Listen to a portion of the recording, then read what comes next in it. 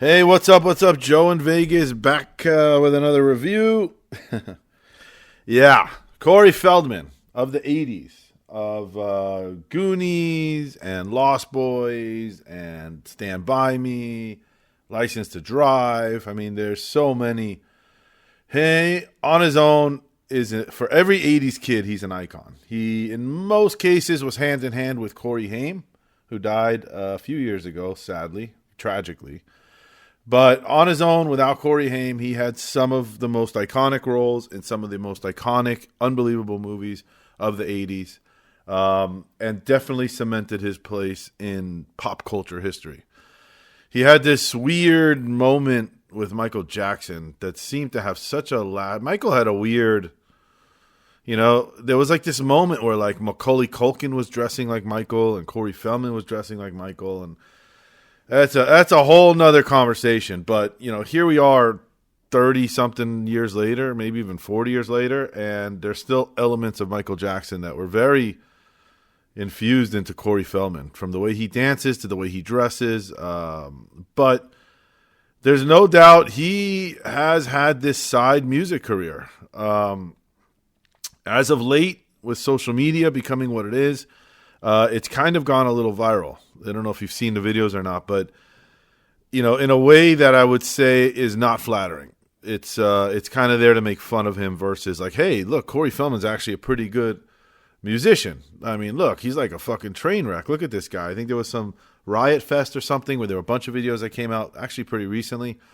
But I think any videos, I've seen stuff from like 80s talk shows or 90s talk shows where, it's I'm not trying to be mean. I'm just honest, and I'll get into why as I get into the review. But it almost is comical, laughable, viral, whatever you want to call it.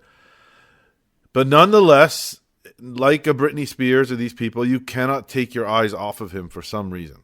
I don't know. It's that same part of your brain, I guess, that watches a car accident when you drive by. I'm not sure. But like I said, he is still Corey Feldman. He is still a big part of the 80s, and I am an 80s kid. I'm 47 years old. Those movies I mentioned, The Goonies, Stand By Me, I mean, these are what made the fabric of my soul and who I am creatively, stuff like that. I was raised on this stuff. So I saw he was coming to town. Tickets were $20. He was playing a little bar called Sand Dollar in downtown Vegas in the Plaza Hotel. I figure why not? $20. I mean, there wasn't, again, not a lot going on this weekend here in Vegas. So let me go check him out. Let me go see what this spectacle is all about. At the very best, it'll be a good musical show. At the very least, it'll be a train wreck, which is probably just as entertaining these days. So, God, this is a hard review to do because I don't want to come off as mean. But so it started like the room was sold. He sold out. Give him credit. The guy sold out. I'm going to give him credit everywhere he deserves to get credit, honestly, during this review. He sold it out. I think it holds 300 or 400 people. We came in. The place was packed, and it was boiling hot, and people were packed into each other, and people wanted to see Corey. And showtime was at 8, and about 8:30, I realized that there's an opening band, which really kind of pissed me off. I thought this would be, a pop in for an hour and a half, go see Corey, maybe leave a little bit early and get out of there. So here everybody is jam-packed in, excited to see Corey, and some fucking local act came on. And they weren't bad, but I think there were a couple fights in the crowd. I think everybody just wanted to hear Corey and get out of there. They came and went. It still was almost, I don't think he went on until 9:45. And when I tell you it was boiling in there, it was boiling in there. I don't know if that place has ever had an audience that packed. Everybody's packed in. Everybody was excited. And they started with this intro that, like, if you're trying to not be a joke, I don't know. I would scale back that intro. It was like very like in 1982, the world was introduced to a young phenomenon named Corey Feldman, and they showed like all his credits, and then they got into his music, and they made it so like collaborating with Michael Jackson, Ringo Starr, Britney Spears, and they made it like he is like a Michael Jackson intro, and it had these lights, but the guy's playing in a little bar on Fremont Street, but they had every little gadget you can get off of Amazon, snow machines and bubble machines and lights, But whatever, it started with a vibe that he's a little bit delusional, that he thinks he's a major recording artist. Anyway, he came out. It's just fun to see him. he comes out, and I realized very quickly, I would say 65% of the crowd was there to kind of laugh at him or want to see the train wreck that's Corey Feldman. I think that's why they came there. And you can hear them laughing, and you can hear them making jokes. And I started looking at his face, and I realized he didn't give a fuck about them. And I started to gain a little respect for him. Then I realized how much work he was putting in, like how serious he was taking this. He was taking this very seriously. I thought it would also be a little bit of a joke. But he had, his band, he had a few members of the band. They were all interesting people.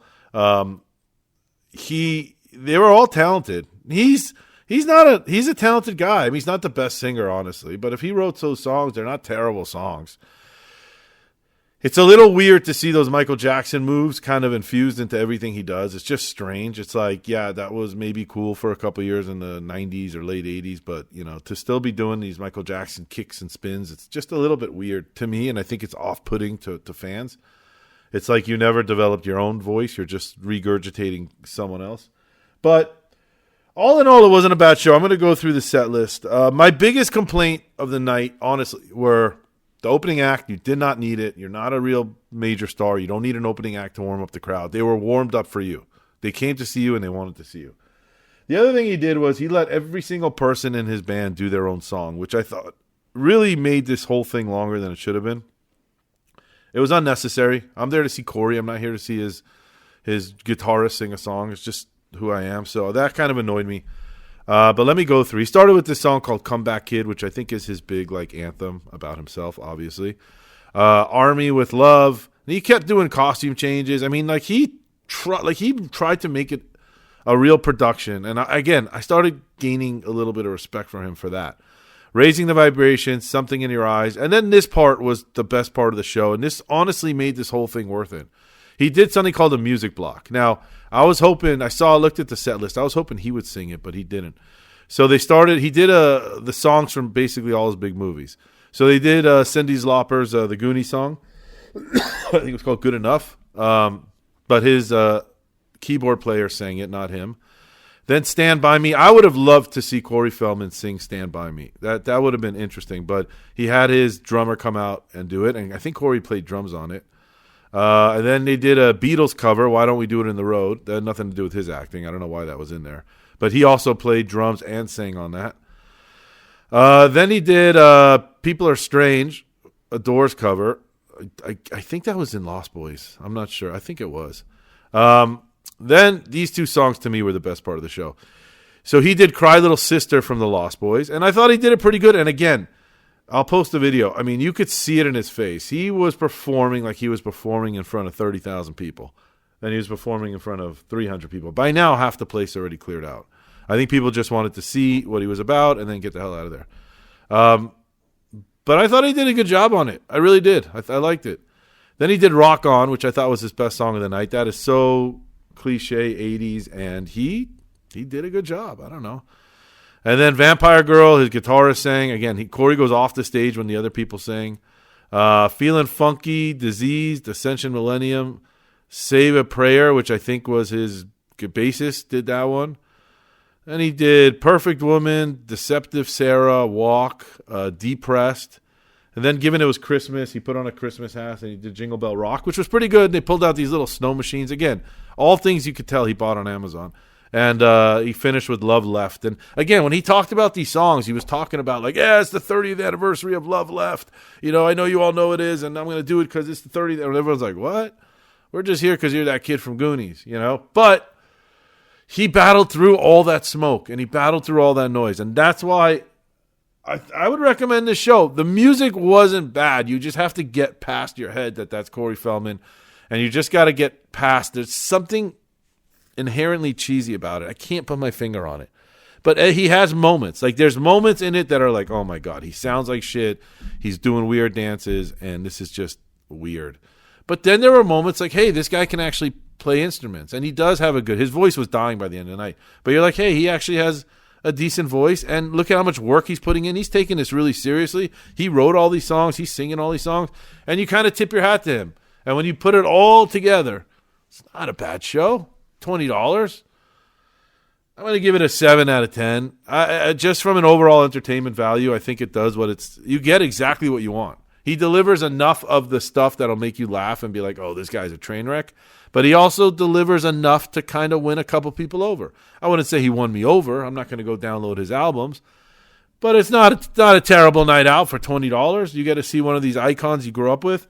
You get to watch him do a little bit of the viral disaster stuff, and that might be by design. He might do that by design. He might be this absolute brilliant guy who's like, hey, let me give the people who are here that think I'm a joke, let me give them a little bit of jokey, so they see their shit, they take their videos, and they go away.